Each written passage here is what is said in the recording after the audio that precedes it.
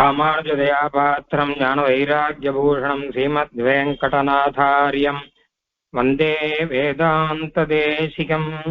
லக்ஷ்மீநாதசமாரம்பாம் நாதயாமுனமத்தியமாம் அஸ்மதாச்சாரியபர்யந்தாம் வந்தே குருபரம்பராம். யோ நித்யமच्युतपदाम्बुजयुग्मरुक्म व्यामोहतस्तदितराणि तृणाय मेने अस्मद्गुरोर्भगवतोऽस्य दयैकसिन्धोः रामानुजस्य चरणौ शरणं प्रपद्ये. मातापिता युवतयस्तनया विभूतिः सर्वं यदेव नियमेन मदन्वयानाम्. आद्यस्य नः कुलपतेर्वकुलाभिरामम् श्रीमत्तदङ्घ्रियुगलं प्रणमामि मूर्ध्ना. भूतं सरश्च महदाह्वय भट्टनाथ श्रीभक्तिधारकुलशेखरयोगिवाहान् भक्ताङ्घ्रिरेणुपरकालयतीन्द्रमिश्रान् श्रीमत्पराङ्कुशमुनिं प्रणतोऽस्मि नित्यम्. கருவிருத்த குடிநீத்தபின் காமக் கடுங்குழி வீழ்ந்து ஒரு விருத்தம் புக்குழுலுறவீர் உயிரின் பொருள்கட்கு ஒரு விருத்தம் புகுதாமல் குறுகையர்கோன் உரைத்த திருவிருத்த தோரடி கற்றீரீர் திருநாட்டகத்தே. முன்னுரைத்த திருவிருத்தம் 100 பாட்டும் முறையின் வரும் ஆசிரியம் 7 பாட்டும் மன்னிய நற்பொருள் பெரிய திருவந்தாதி மறவாதபடி 87 பாட்டும் பின்னுரைத்ததோர் திருவாய் மொழி எப்போதும் பிழையற 1002 பாட்டும் இந்நிலத்தில் வைகாசி விசாகன் தன்னில் எழிற்குறுகை வருமாற இறங்கு நீயே. அந்தமிலா பேரிந்தமருந்த வேர்க்கும் அடியோமை அறிவுடனே என்றும் காத்து முந்தவினை நிறைவழியில் ஒழுகாதெம்மை முன்னிலையாம் தேசிகர்தம் முன்னே சேர்த்து மந்திரமும் மந்திரத்தின் வழியும் காட்டி வழிப்படுத்தி வானேற்று அடிமை கொள்ள தந்தையென நின்ற தனித்திருமால் தாளில் தலை வைத்தோம் சடகோபன் அருளினாலே.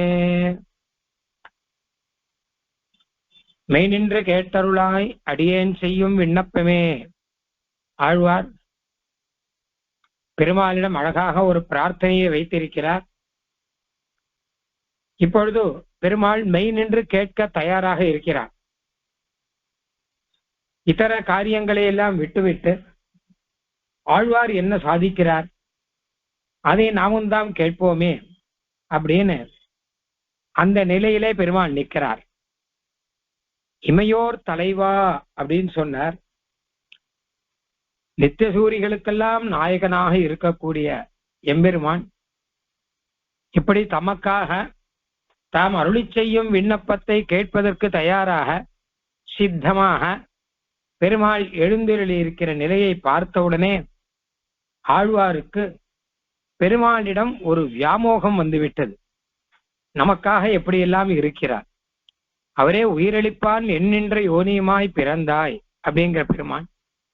இமையோர் தலைவா என்பது சத்தியமாகும்படியாக சத்தியவிரத கஷேத்திரத்திலே காஞ்சிபுரத்திலே தேவராஜ பெருமான் இமையோர் தலைவனாக எழுந்தருளி இருக்கக்கூடிய நிலை, அதில் தன்னுடைய பிரபந்தத்தை பெருமாள் தாமே தன்னை கொண்டு அருளி செய்து அதை தாமே கேட்கும்படி சித்தமாக பெருமாள் முன்னே வந்து நிற்கின்ற நிலை, இதையெல்லாம் ஆழ்வார் பார்த்தவுடனே மிகவும் பெருமாளிடம் அதிகமான அன்பு, வியாமோகம் அப்படின்னு சொல்வார்கள், மோகம் அதிகமாக உடனே ஆழ்வார் நாயிகா பாவத்திலே மாறிவிட்டார். அது எப்படி? மோகம் அதிகமானால் நாயிகா பாவத்திலே புருஷன் கூட மாற முடியுமா அப்படின்னா, அதாவது இந்த வியாமோகம் இது வெறும் மோகம் இல்லை. பெரும மோகம்னா அஜ்ஞானம்னு அர்த்தம். இது வெறும் அஜ்ஞானம் இல்லை, இது வியாமோகம். ஒரு பித்து பிடித்தால் போல் இருக்கக்கூடிய ஒரு பிரீத்தி. இது வந்து விட்டதானால் அப்புறம் ஒரு நாயகி நாயகனுக்கும் ஒரு பக்தன் பெருமாளுக்கும் என்ன வித்தியாசம் அப்படின்னு பார்க்கிறோம். ஏன்னா ஒரு நாயகிக்கு நாயகனிடம் என்ன இருக்கிறது அப்படின்னா வியாமோகம் தான் இருக்கிறது. நல்ல அளவில்லாத ஒரு பிரீத்தி, பைத்தியகாரத்தனமான ஒரு பிரீத்தி அப்படின்னு கூட சொல்லலாம்.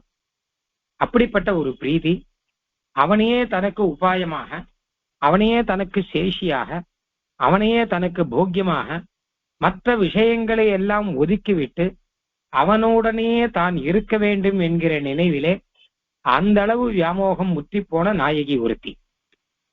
இப்ப ஆழ்வாருக்கு என்ன கேட்டானா, பகவானே, அதாவது அனன்ய உபாயத்துவம், அனன்ய சேஷத்துவம், அனன்ய சரணத்துவம் என்கிற நீதியிலே பெருமாளைத் தவிர வேறு உபாயம் கிடையாது, பெருமாளைத் தவிர வேறு போக்கியம் கிடையாது, பெருமாளைத் தவிர வேறு சேஷி கிடையாது என்கிற நிலையிலே இருக்கிற ஆழ்வாருக்கு இப்போது பெருமாள் முன்னாடி வந்து நின்று தன்னுடைய வார்த்தையை கேட்கக்கூடிய நிலையிலே இருக்கும்போது வியாமோகம் மிகவும் அதிகமாக போன உடனேயே அந்த நாயிகையினுடைய நிலைக்கும் இந்த பராங்குசருடைய நிலைக்கும் வித்தியாசம் ஒண்ணுமில்லை. அங்க நாயகன், இங்க எம்பெருமான் தான் நாயகன், சர்வலோக நாயகன். இவனு ஏதோ சம்பந்தம் இல்லாதவன் இல்லையே, நமக்கு சேஷி, நமக்கு நாயகன் தானே. அதனால அங்கேக்கும் இங்கேக்கும் ஒரே ஒரு வித்தியாசம்தான். என்னன்னு கேட்டா, அங்க ஒரு பெண், இங்க ஒரு ஆண் அப்படிங்கிற ஒரு வித்தியாசம் தானே தவிர மற்றதார இவன் நாயகன் அப்படிங்கிறதுலயும் வித்தியாசம் இல்லை. இவன் நாயகன், இவன் சேஷி, இவன் சரணன், இவன் போக்யன், அதெல்லாம் ஒன்ற வித்தியாசம் கிடையாது. இவனிடம் வியாமோகம், அதுலயும் வித்தியாசம் கிடையாது. ஒன்னே ஒண்ணு, இவன் நான்கிறதுலயும் வித்தியாசம் கிடையாது, இவன் போக்யன்கிறதுலயும் வித்தியாசம் கிடையாது. ஒன்னே ஒண்ணு என்னன்னு கேட்டான்னா, தான் நாயகியாக பெண்ணாக இல்லை, ஒரு ஆணாக இருக்கிறார் அப்படின்னு தானே. இதுதானே தடையா இருக்கு. இந்த தடை உள்ள தளவிலே ஆழ்வாருக்கு மறந்து விட்டது. பெருமாள் அனுகிரகத்தினால வச்சுக்கோங்க, தான் ஆண் என்கிற நிலை மறந்து விட்டது. மறந்து விட்டால் பெண்ணான நிலை, பெண்ணான நிலையிலே மனசாலே பாவித்து ஆழ்வார் பராங்குச நாயகியாக இருந்து அடுத்த பாட்டு நாயிகா பாவத்திலே, இரண்டாவது பாட்டிலிருந்தே ஆரம்பம், 2, 3 இவர் செய்யும் விண்ணப்பம் எல்லாம் நாயிகா பாவத்திலே இருக்கிறது. எப்பவுமே ஒரு விஷயத்தை நன்னா அனுபவிக்கணும்னா அப்போ அதுல சாமானியீகரணம் அப்படின்னு சொல்றா. ஒரு விஷயம்னா எந்த விஷயம் கேட்டா, இந்த மாதிரியான விஷயங்களை எல்லாம் அனுபவிக்கிறோம்னா சாமானியீகரணம், இங்கிலீஷ்ல ஜெனரலைசேஷன் சொல்லுவா. அதாவது என்ன கேட்டா, ஒரு நாடகம் பார்க்கிறோம், ஒரு ஸ்ரீமத் ராமாயணம், இல்ல ஒரு நாடகம், அபிஜ்ஞான சாகுந்தலம் நாடகம், சகுந்தலையும் துஷ்யந்தனும் இவர்கள் தமிழ் இருக்கக்கூடிய ஒரு பிரேமம். அந்த காளிதாசன் அதை வெளிப்படுத்தும் போது, இல்ல அந்த நாடகத்தை பார்க்கும் போது நமக்கு மனசுக்குள்ள சந்தோஷம் வரும். இது எப்படி இந்த சந்தோஷம் வரும்? இல்ல ஒரு நாடகத்தை பார்க்கும்போது, இல்ல ஒரு சினிமா பார்க்கும்போது, நவீன ரீதியிலே சினிமா பார்க்கும்போது, ஒரு உத்தமமான ஒரு பிரணயத்தை பார்க்கும்போது மனசுக்குள்ள சந்தோஷம் வரும். எப்படி வரும் கேட்டா, நான் என்கிற நிலை மறந்து, அதான் நான் நான் பெண் அந்த நிலையெல்லாம் மறந்து, பின்ன என்ன கேட்டான்னா, நான் நாயகன் இல்லாட்டா நாயகி, அவன் நாயகன், அந்த மட்டும்தான். அதாவது உண்மையில சகுந்தலா துஷ்யந்தன் 2 பேருக்கும் பிரேமம் இருக்கு, ஆனா நமக்கு சந்தோஷம் வருது. என்ன காரணம் அப்படின்னு கேட்டா, நாம்ங்கிறத மறந்துடுறோம். நாமே ஏதோ துஷ்யந்தன் மாதிரியும், நாமே ஏதோ சகுந்தலா மாதிரியும் இப்படியெல்லாம் நினைத்துக் கொள்கிறோம். அந்த மாதிரி வரும்போதுதான் இதான் ஜெனரலைசேஷன் வே. பொதுவாக நம்முடைய விசேஷ தன்மையை மறந்து விடுதல் அப்படின்னு அர்த்தம். அந்த ரீதியிலே தம்முடைய விசேஷ தன்மையை ஆழ்வார் ஒரு புருஷன் என்கிற தன்மையை மறந்து ஒரு ஜீவாத்மா அப்படின்னு வரும்போது, ஜீவாத்மாவெல்லாம் ஸ்திரீ பிராயம் இத்தரம் ஜெகத்துங்கிற ரீதியில இருக்கிறபடினால நாயகியாக இருக்கார். ஆக அந்த ரீதியிலே பராங்குஷ நாயகியாக தமக்கு இருக்கிற அன்பை சொல்லுகிறார். அதுல 2வது பாட்டு, அதாவது அதுல முதல் பாட்டு திருவிருத்தத்துல 2வது பாட்டு, செழுநீர் தடத்து கயல் மிளிர்ந்தால் ஒப்பசையரிக்கண் அழுநீர் துளும்ப அலமருகின்றன வாழியரோ முழுநீர் முகில் வண்ணன் கண்ணன் விண்ணாட்டவர் மூதுவராம் தொழுநீர் இணையடிக்கே அன்பு சூட்டிய சூழ் குழற்கே. இது தாய்ப்பாசுரம். இந்த நாயகியினுடைய நிலைமையை நிலைத்து திருத்தாயார் அவர் சொல்லக்கூடிய பாசுரம். திருத்தாயார் இல்ல, இந்த நாயகியினுடைய நிலைமையை பார்த்து தோழியானவர் அருளி செய்யும் பாசுரம் அப்படின்னா, அதாவது பகவானிடம் மிகவும் அதிகமாக ஈடுபட்டு இருக்கக்கூடிய நாயகி. பொதுவாக அந்த நாயகியை சொல்லும் போது எம்பெருமானிடம் கலந்து பிரிந்தால் ஒரு பிராட்டி அப்படின்னு பிள்ளான் அருளி செய்வார் திருவாய்மொழி எல்லாம். அதாவது அப்பதான் அந்த விரக தாபங்கிறது அதிகமாகும். கலந்து பிரிந்திருக்கணும். முதல்ல இருந்தே எம்பெருமானை சேருவதற்கு முன்பு இருக்கக்கூடிய நிலை அப்படின்னா அது சாதாரணமா இருக்கும். ஆனால் எம்பெருமானிடம் கலந்து பிறகு பிரிந்தாள் அப்படிங்கிற நிலை. அந்த மாதிரி இந்த பராங்குச நாயகியானவள் பெருமானிடம் கலந்து பிரிந்தாள் என்கிற நிலையிலே இருக்கக்கூடியவள். அவர் எம்பெருமானை நினைத்து கண்ணிலே ஜலம் ததும்ப ததும்ப அவர் இருக்கக்கூடிய நிலையை பார்த்து அவருடைய தோழியானவள் இந்த பாட்டை அருளி செய்கிறார் அப்படின்னு தோழி பாசுரமாக இருக்கு. தம் வாயாலே தானாக அருளி செய்வதை காட்டிலும் தோழி சொல்லுமா போலே சொன்னால் தன் நிலைமை சரியாக புரியும் அப்படிங்கிற ரீதியில இங்கே தோழி பாசுரமாக இதை அருளி செய்கிறார்னு வச்சுக்கலாம். அதாவது தோழியானவள் பார்க்கிறாள் இந்த பராங்குச நாயகியை. கண்ணுல ஜலஞ்சலமாக கொட்டி கொண்டிருக்கிறது. கண்ணுல ஜலம் அப்படின்னு இல்லாமல் ஜலத்திலே கண் அப்படின்னு சொல்லும்படியாக இருக்கு. அப்போ எம்பெருமானிடம் இருக்கிற அபினிவேசத்தால் தான், ஊற்றத்தால் தான் இவளுக்கு இந்த நிலைமை வந்திருக்கிறது என்பதை தோழி புரிந்து கொள்கிறாள். ஏனென்றால் நாயகியோடு எப்பவும் கூடவே இருக்கிறபடியினால இவருடைய மனோபாவம், இவருடைய நடவடிக்கைகள் எல்லாம் தோழிகளுக்கு தானே நன்னா புரியும், மற்ற எல்லாரை காட்டிலும். அதனால இவருடைய நிலைமையை நன்கு புரிந்து கொண்டவள் எம்பெருமானிடம் அன்பினாலேதான் இவளுக்கு இந்த நிலைமை, இந்த கஷ்டம் வந்து இருக்கிறது அப்படிங்கிறதை புரிந்து கொண்டு அதை அவள் வெளிப்படுத்துகிறாள். அதற்கு பல்லாண்டு பாடுகிறாள். ஆகா, என்ன ஒரு நிலைமை, என்ன ஒரு அபினிவேசம், என்ன ஒரு ஊற்றம், என்ன ஒரு அன்பு அப்படின்னு. ஏதோ நாயகனை விட்டு பிரிந்தால் சரிதான், இப்ப என்ன ஆச்சு அப்புறம் பார்த்துக்கலாம் என்கிற நிலை இல்லாமல் அவனை பிரிந்து தன்னிலைமை வறந்து கண்ணிலே நீர் சொரியும்படி ஒரு நாயகி இருப்பாளானால் அதை நினைத்து ஆச்சரியப்படணும். எப்படியானால் திருவடி ஆச்சரியப்பட்டார் இல்லையா? சீதா பிராட்டியை திருவடியானவர் அசோகவனத்திலே பார்த்தப்புறம் அப்படி ஒரு ஆச்சரியப்படுறார், இப்படி கூட ஒரு பெண் இருப்பாளா என்று. இவரும் முன்னாடி பார்த்திருக்கார், பிரிஞ்சு இருக்கிற நாயகிகளை பார்த்திருக்கலாம். தாரா, ருமா, இந்த மாதிரி எல்லாம் கணவனை பிரிந்து மனைவி, மனைவியை பிரிந்த கணவனை எல்லாம் பார்த்திருக்கலாம். ஆனால் இந்த மாதிரி கூடவா கண்ணிலே ஜலம் கொட்டி கொண்டிருக்கிறது அங்கேயும். கிமர்த்தம் தவ நேத்திராபியாம் வாரி ஸ்ரவதி சோகஜம்னு பிராட்டியார்கிட்டே போய் கேட்கிற, அம்மா ஏன் உங்க கண்கள்ல இருந்து இப்படி ஜலம் கொட்டின்னு இருக்கு? சுந்தரி கபலாசாபியம், தாமரை பூல இருந்து ஜலம் அப்படியே ஒட்டாமல் விழற மாதிரி விழுந்து கொண்டிருக்கே, ஏன் அழுது கொண்டிருக்கிறீர் அப்படின்னு கேட்கிற. நீர் ராமனுடைய மனைவியா அப்படின்லாம் கேட்கிற.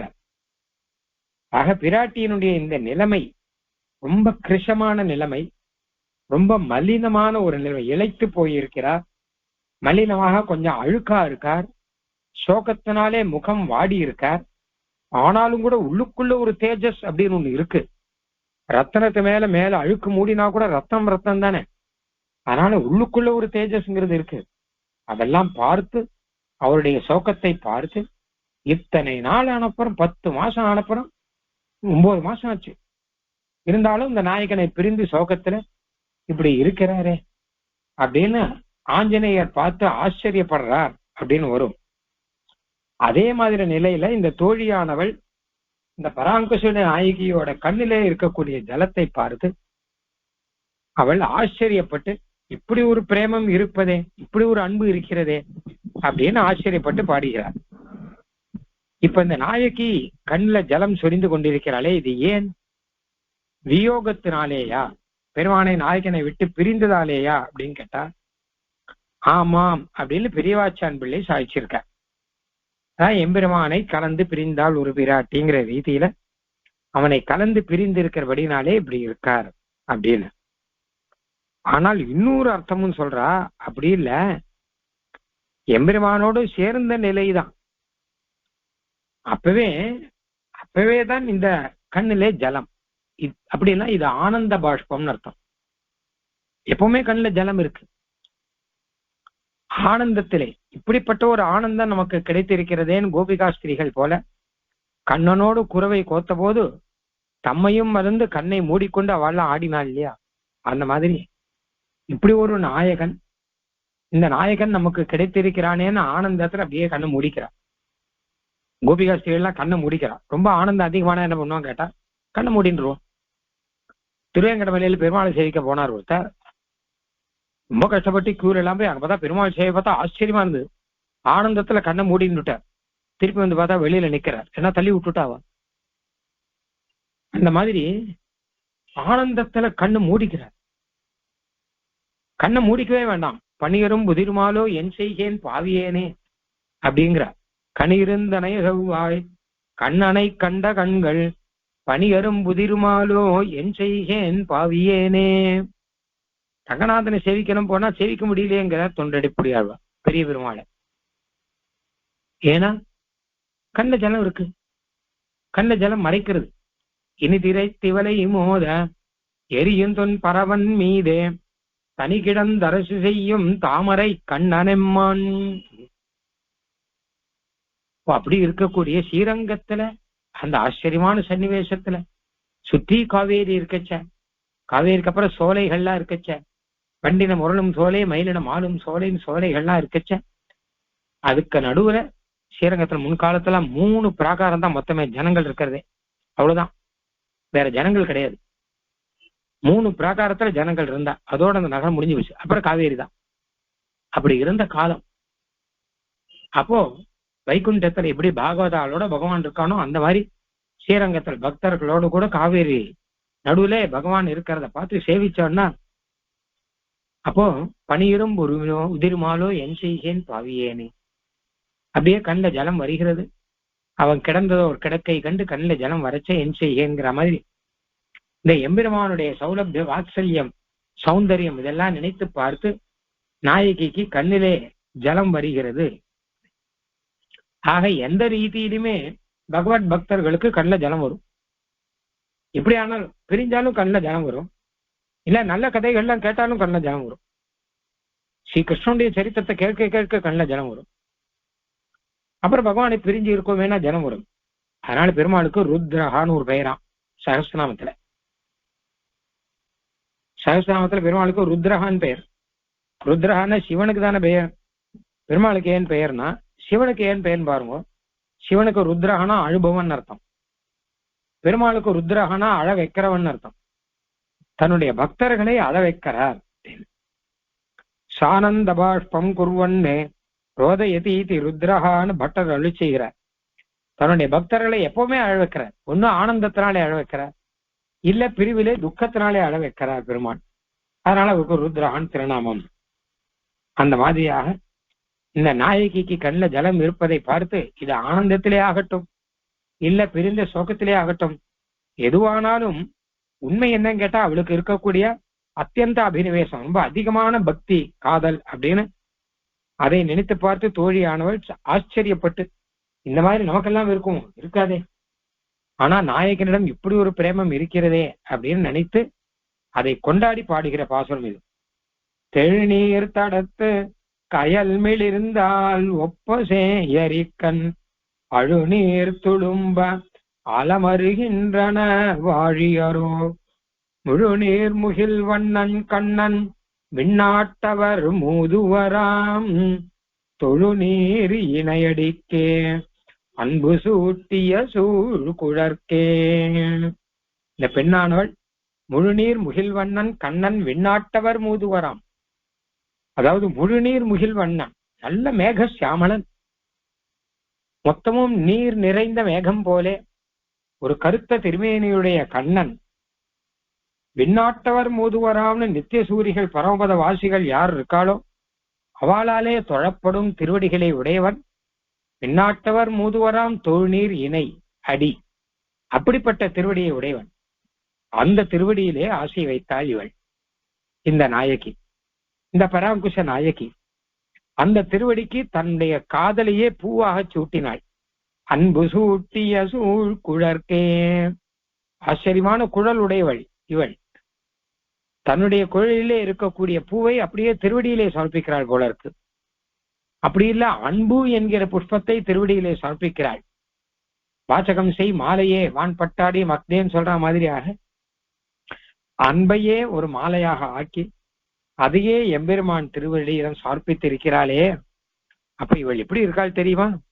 செழுநீர் தடத்து கயல் மிளிர்ந்தாலொப்ப சேயரை தன். ஒரு பெரிய ஜலம் இருக்கக்கூடிய இடம், நிறைய ஜலமுடைய குளம், அதுல ஒரு பெரிய மீன், அது இங்கேயும் அங்கேயும் நடமாடிந்து போயின்னு இருந்தா எப்படியோ அதே மாதிரி ஜலத்து நடுவுல இவருடைய கண் உள்ளுக்குள்ள இங்கேயும் அங்கேயும் போயின்னு இருக்கு. கண் விழி, கருவிழி, கண்ணுல ஜலம் நிறைந்திருக்கு.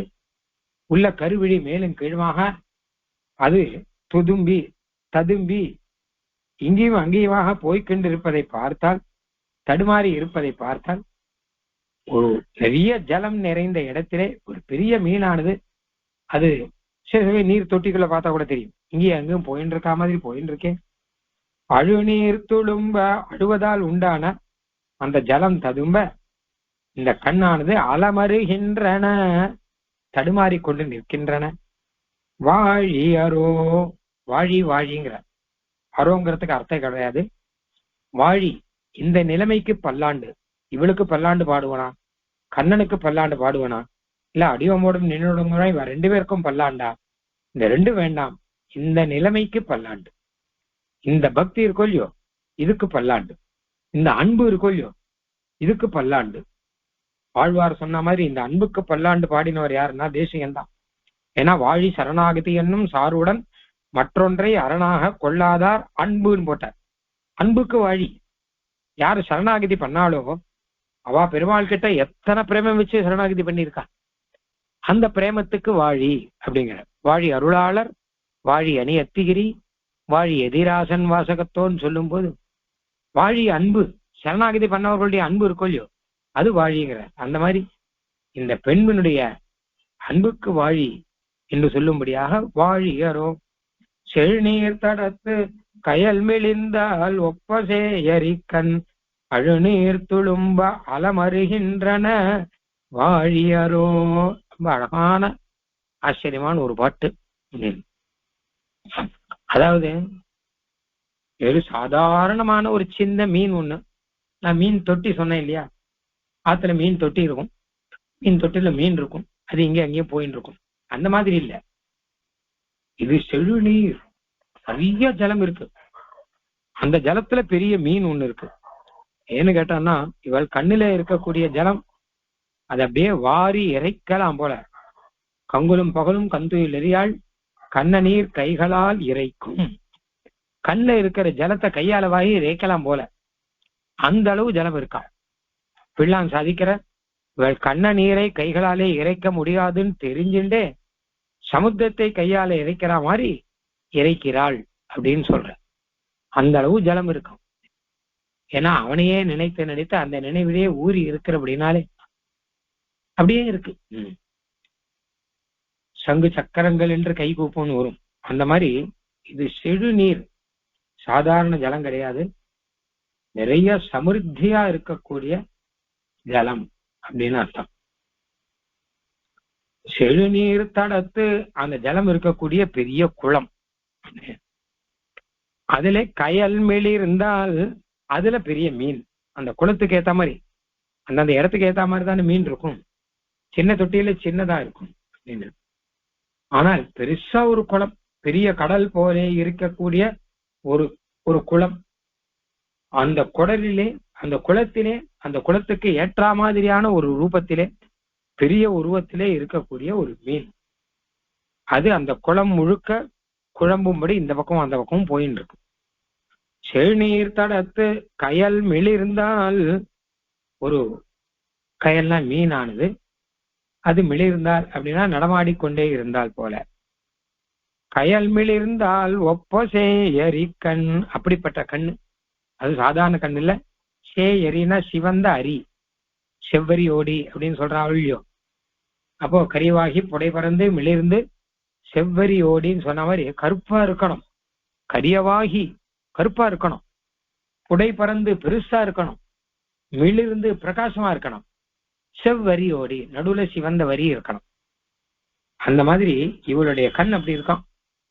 கயல் மிளிர்ந்த பெருமாளுடைய கண் மாதிரி செவ்வரி ஓடிய கண், சேவரி கண் அழுநீர், அந்த கண் அழுவதாலே அதாலே வரக்கூடிய நீர் துளும்ப, அது மேல ததும்பி வர அலமருகின்றன, அப்படியே தடுமாறி நிற்கின்றன அப்படின்னு.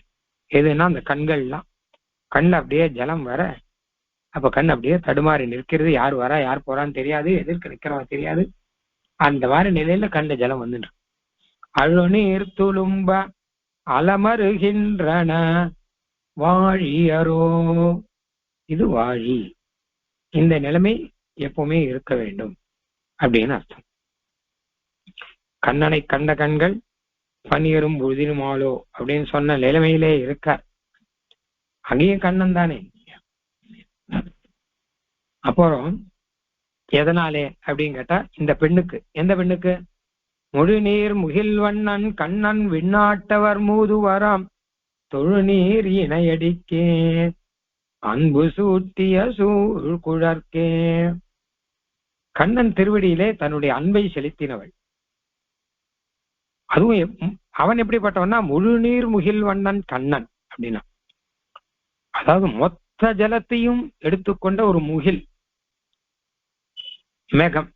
சாதாரண மேகம் போல இல்ல, ஜலத்தை நீருண்ட மேகம் மாத்திரம் இல்ல, முழு நீர் முகில் எல்லா ஜலத்தையும் எடுத்துட்டான். அப்படிப்பட்ட மேகவண்ணனான கண்ணன் அப்படின்னு. அப்போ ஒரு சந்தேகம் வருது, இவளுடைய கண்ணு தட்டாகம் மாதிரி குளம் மாதிரி இருக்கா, இந்த குளத்திலிருந்து மொத்தத்தையும் எடுத்துண்டு அதனால்தான் கண்ணன் அப்படி இருக்கானோ என்னமோ. இவள் கண்ணுக்கு ஏத்த மாதிரிதான் அவன் திருமேனி இருக்கு. இவள் கண் குளம் மாதிரி இருக்கு, அதுல இருந்து எடுத்துட்ட மேகவண்ணனாக அவன் இருக்கானோ தோன்றது. இல்ல, மேகவண்ணனா அவன் இருக்கான், அந்த மேகம் பொழிந்த மழை தானே குளத்துல வந்திருக்கு. மேகம் மழை பொழிய அந்த ஜலம் குளத்துல வந்திருக்கு, குளத்திலே ஜலம் நிரம்ப அந்த ஜலம் தான் மேகத்துக்கு போய் சேர்றது. ஏன்னா மேகம் அதுதான் எடுக்கிறது. அந்த மாதிரி அந்த கண்ணனுடைய திருமேனிக்கும் இவளுடைய கண்ணுக்கும் ஏதோ கான்டாக்ட் இருக்கு அவளுக்கு.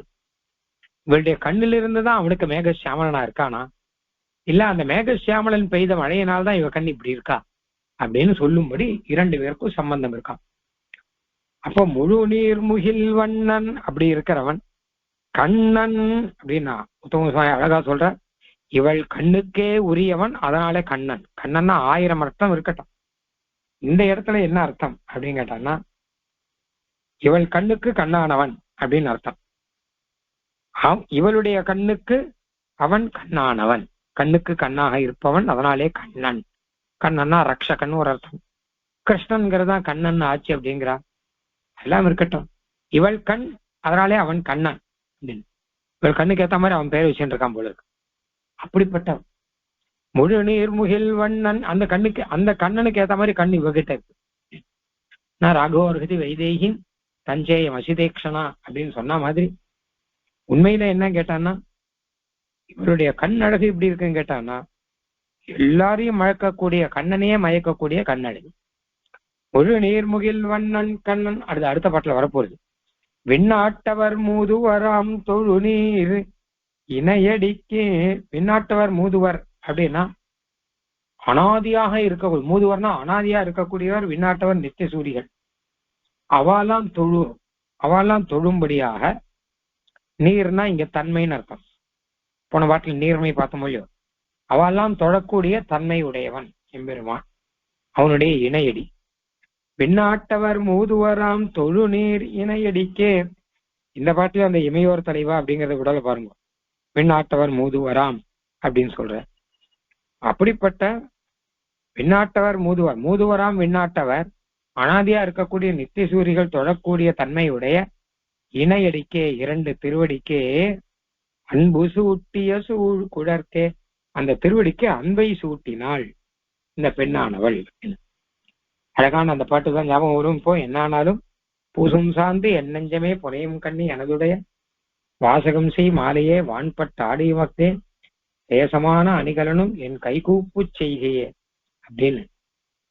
ஆர்வம் என்பதோர் பூ அப்படிங்கிற பெரியாழ்வார், மார்வம் என்பதோர் கோயில் அமைத்து மாதவன் என்பதோர் தெய்வம் நாட்டி ஆர்வம் என்பதோர் பூ இடவல்லார்க்கு அப்படின்னு சொல்லாரு இல்லையோ அப்படின்னு. அது தெரியுது. எப்படி தெரியுதுன்னு கேட்டனா, அன்பு சூட்டியன் போடுறாரு இல்லையோ, அன்பையே சூட்டுகிறாள். பெருமாள் திருவடியில புஷ்பம் சமர்ப்பிக்கிறோம். திருவடினா உடனே புஷ்பத்தை சூட்டணும். எந்த புஷ்பத்தை சூட்டலாம் பார்த்தான்னா, தன்னுடைய அன்பையே புஷ்பமாக சூட்டுகிறாள். பக்தியே புஷ்பம், வேற புஷ்பம் வேண்டாம். சுமனஸ் அப்படின்னுவா, நல்ல மனசே புஷ்பம். அதாவது புஷ்பத்துக்கு சுமனஸ்னு ஒரு பேர் உண்டு. அதுக்கு ரெண்டு அர்த்தம் சொல்றான். நல்ல மனசே புஷ்பம் அப்படின்னு ஒரு அர்த்தம், பொதுவா சுமனஸ்னா புஷ்பம் அப்படின்னு ஒரு அர்த்தம் அப்படின்னு. ஆக தொழுநீர் இணையடிக்கே அன்பு சூட்டிய சூழ்குழற்கே, சூழ்குழல்னா அவளுடைய குழலை பாடுகிறார். சூழ்னா சூழ்ந்திருக்கிறேன்னு அர்த்தம். அந்த புஷ்பத்தாலே சூழ்ந்திருக்கிறேன்னு அர்த்தம் சொல்லலாம். இல்ல அழகா முடிச்சு வச்சிருக்கா, அதாவது தன்னுடைய திருக்குழலை அழகா முடிச்சு வச்சிருக்கான்னு அர்த்தம் சொல்லலாம் சூழ்குழல் அப்படின்னு. இன்னொரு அர்த்தம் என்னன்னு கேட்டான்னா, சூழ்குழல்னா புஷ்பம் சூட்டிய குழல்னு அர்த்தம். புஷ்பத்தாலே சூழ்ந்திருக்கக்கூடிய குழல்.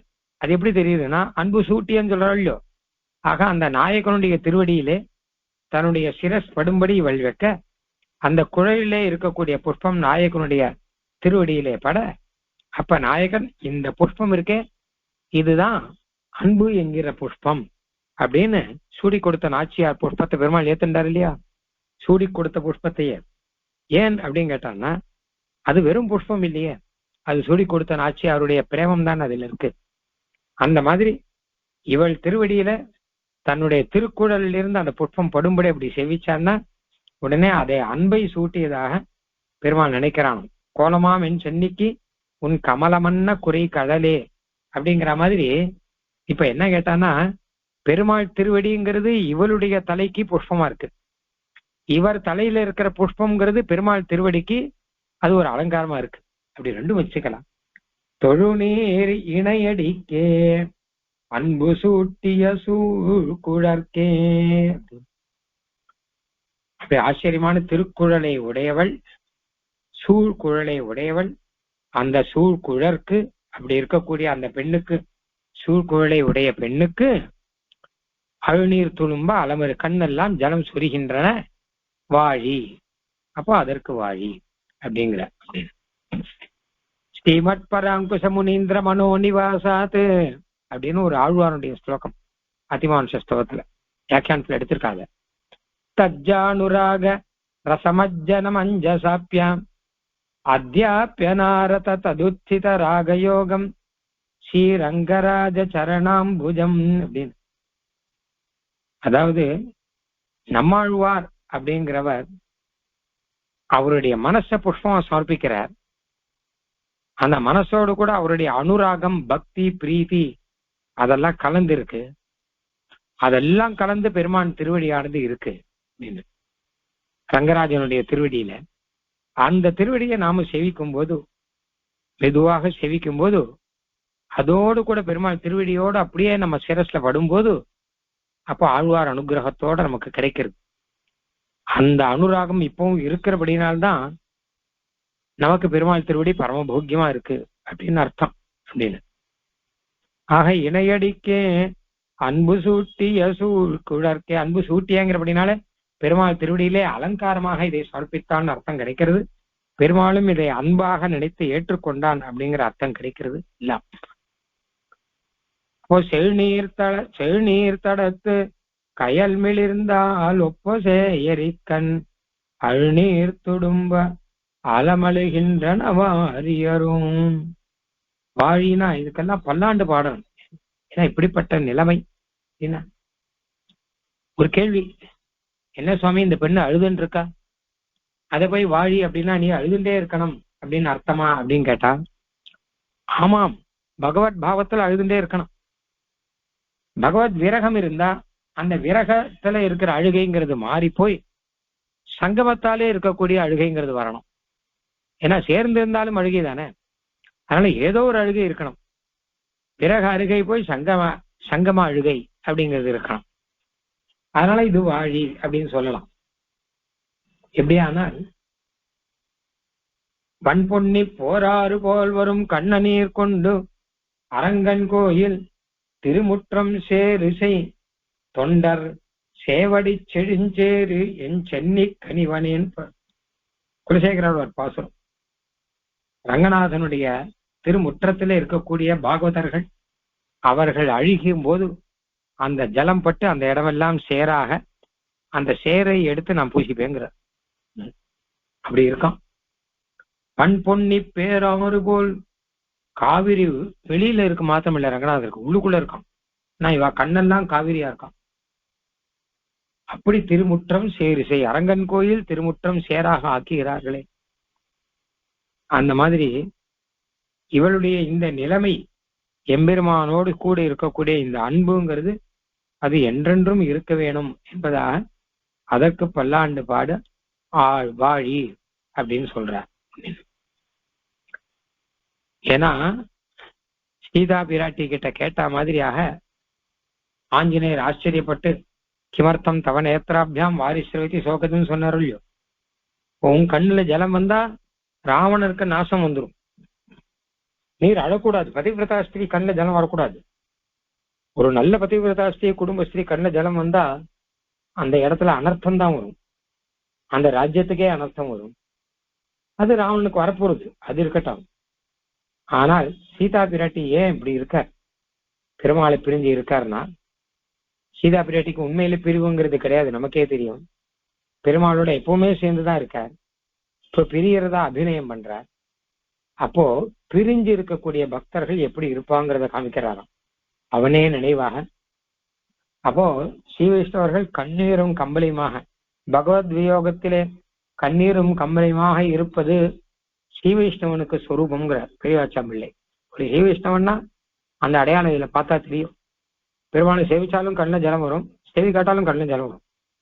செவி காட்டா செவிக்க முடியலையேன்னு கண்ணில் ஜலம் வரும். சேவிச்சா அந்த பெருமாளுடைய சௌந்தர்யாதிகளை நினைத்து அந்த அனுபவத்தாலே கண்ணில் ஜலம் வரும். அப்படி இதுதான் ஸ்ரீ வைஷ்ணவ லட்சணம்னு வச்சுக்கோங்க. நல்ல ஸ்ரீ வைஷ்ணவ லட்சணம் பொதுவா எல்லாருக்கும் வராது. ஆனா இந்த வரதராஜ பஞ்சாசத்துல வரதத்தவ விலோகயந்தி தன்யாக மரகத பூதர மாத்திருக்காயவானம் அப்படின்லாம் சொல்லிட்டு அங்க நடாதூர் அம்மாள் முதலானவர்கள்லாம் அப்படியே கண்ல ஜலம் சொரிய நிற்கிறார்கள் வரதராஜ பெருமான் சந்நிதியில அப்படின்னு. வாரி கண்ல ஜலம் சொரிய சொரிய பெருமாளை சேவித்துக் கொண்டிருக்கிறார்கள் அப்படின்னு வரதராஜ பஞ்சாசத்தை சாதிக்கிறார். அப்படின்னு எம்பெருமானுடைய சேவையை சேவித்தால் ஆக அப்படிப்பட்ட நிலைமை அது எல்லாருக்கும் வர வேண்டும். கண்ணீர் பெருக பெருக எம்பெருமானை அனுபவித்துக் கொண்டு இருக்கணும். அந்த நிலைமைக்கு வாழி அப்படின்னு ஆழ்வார் எல்லாருக்குமாக சேர்த்து சொன்னார் அப்படின்னு சுவாபதேசம். குழற்கோவலர் மடப்பாவையுங்கிற பாசுரம் அடுத்த வாரம். ஆழ்வார் எம்பெருமான் ஆர் தேசிகன் திருவடிகளே சரணம்.